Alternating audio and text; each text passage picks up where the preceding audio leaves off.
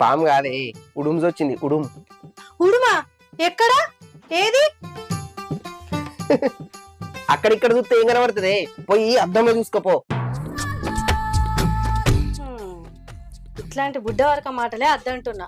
ఎప్పుడన్నా పూర్ణ అని ప్రేమ కొద్ది నీ నోటితో పిలిచినావా? అట్లా విలువాలంటే ఉండాలి కదనే, అదే ప్రేమ. లగ్గమైనాక నెలకే మొత్తంగా ఆరిపోయాయి. నువ్వు గిట్లనే మాట్లాడుతూ ఉండు.